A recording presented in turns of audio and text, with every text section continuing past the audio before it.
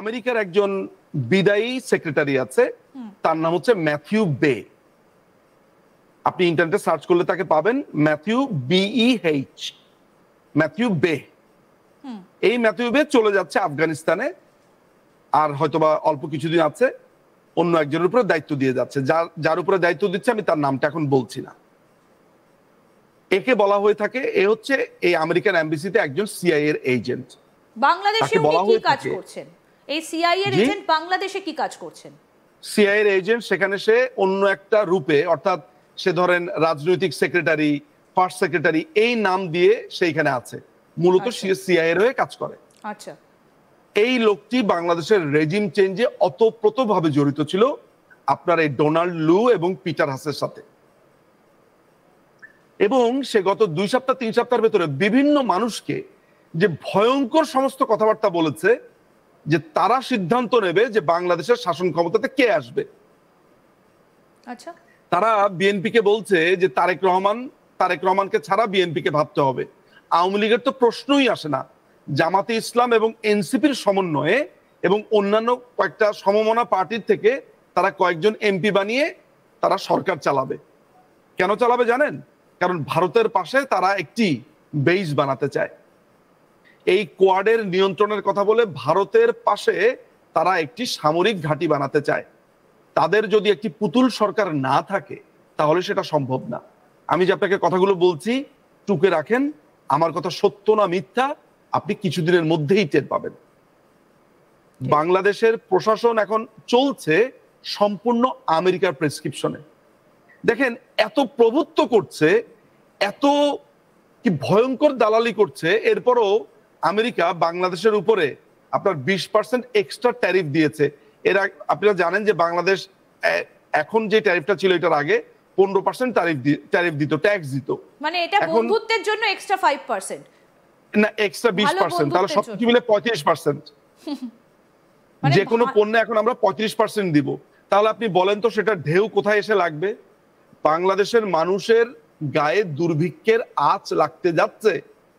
এবং আমি আপনাকে আরেকটা কথা বলে দিচ্ছি যে বাংলাদেশে গৃহযুদ্ধ শুরু হবে, খুব অচিরেই শুরু হবে। এটা কি শুরু হয়নি এখনো অবধি? গৃহযুদ্ধ শুরু হবে বলছেন, গৃহযুদ্ধ হচ্ছে বিভিন্ন জায়গা থেকে তো খবর আসছে যে না না, আমি কিন্তু বলেছি যে গৃহযুদ্ধ শুরু হয়ে গেছে অলরেডি, আমি আপনার প্রোগ্রামেই বলেছি। কিন্তু আমি যেটা বলেছি যে সোমালিয়া বা আফ্রিকান বিভিন্ন কান্ট্রিতে, সিরিয়াতে, সোমালিয়াতে, ইয়েমেনে যে গৃহযুদ্ধগুলো আমরা দেখেছি, অস্ত্রের সংঘাত, সেই অস্ত্রের সংঘাত হবে। আচ্ছা, তাহলে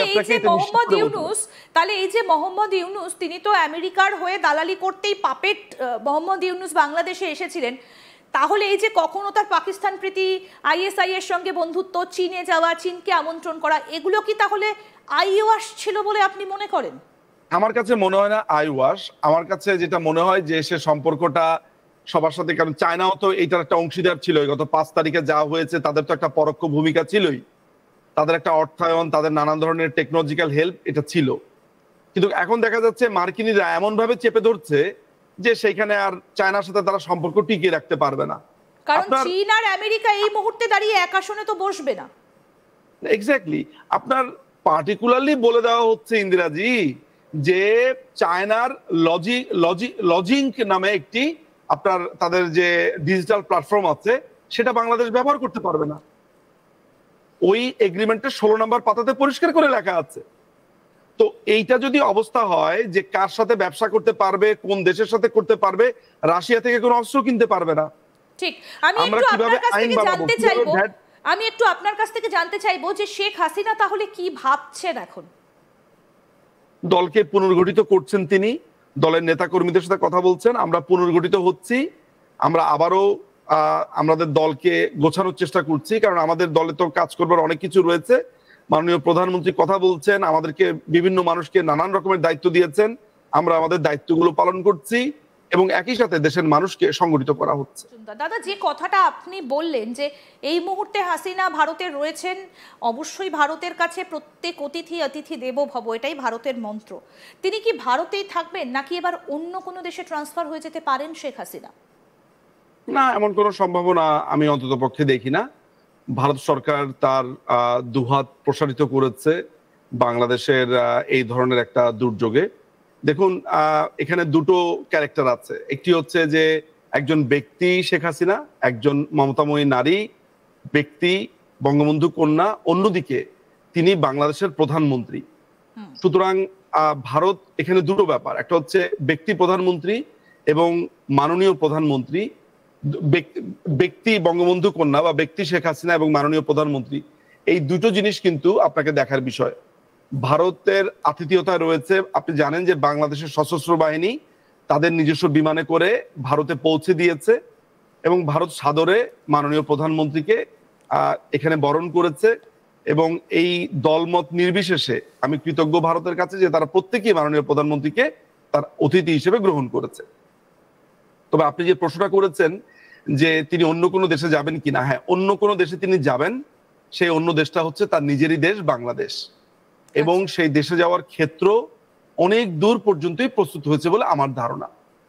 আমি মনে করি মাননীয় প্রধানমন্ত্রী দেশে ফিরবেন এবং দ্রুতই ফিরবেন, এবং লক্ষ লক্ষ জনতার হর্ষধ্বনি, লক্ষ লক্ষ জনতার অভিবাদনে মাননীয় প্রধানমন্ত্রী দেশে ফিরবেন।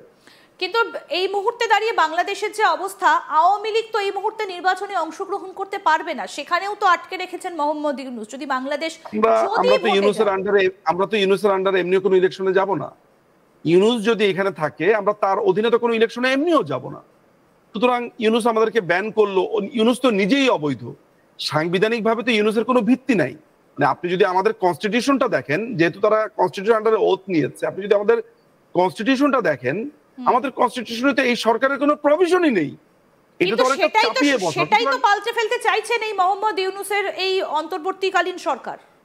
না, এই জন্য আপনাকে আমি বলছি যে একটা অবৈধ, আপনার যদি আস্তাক বাংলা আজকে অবৈধ কেউ দখল করে আপনাকে যদি চাকরিচ্যুত করে, এইটা চাকরিচ্যুত হবে? এটা তো হবে আপনার গায়ে। আমরা তো কাউকে ঢুকতেই দেব না, আমরা তো কাউকে ঢুকতেই দেব না। কিন্তু মোহাম্মদ ইউনূস তো ঢুকে বসে রয়েছেন বাংলাদেশের ভেতরে, এবং সেটা আর কিছুদিন গেলেই 1 বছর সেটাও হয়ে যাবে। যে ধরা যাক আস্তাক বাংলাতে অস্ত্রের মুখে যেটা ইউনূস ঢুকেছে, এরকম দখল করলো, বাংলাদেশ যেমন ক্যাপচার করেছে। এখন একটা দখলবাজ যদি বলে যে তুমি এটার বিরুদ্ধে, সরি, তোমাকে ব্যান করা হলো, এটা করা হলো, এইটা তো আইন অনুযায়ী সিদ্ধ না। সুতরাং এদেরকে যখন উৎখাত করা হবে, তখন মাননীয় প্রধানমন্ত্রী রূপেই ফিরবেন। এটাই সাংবিধানিক ধারাবাহিকতা। সেটাই আপনার কাছে জানতে চাইছি যে সেটা কিভাবে, কারণ যদি নির্বাচনের মাধ্যমে হয়, যদি রাজনৈতিক ভাবে হয়, তাহলে নির্বাচনে যেতে হবে। গণ অভ্যুত্থানের মাধ্যমে। আরেকবার বলুন। একটি গণ অভ্যুত্থানের মাধ্যমে মাননীয় প্রধানমন্ত্রী ফিরবেন। করবে কে? কারণ জনগণকে তো এই মুহূর্তে ভয় দেখিয়ে দমিয়ে দেওয়া হয়েছে। ছাত্র সমাজ এই মুহূর্তে মৌলবাদীদের হাতে চলে গেছে। মৌলবাদীদের হাতে গেছে, বাংলাদেশের মানুষ সংগঠিত হচ্ছে, জনবিস্ফোরণ হতে তো সময় লাগে না।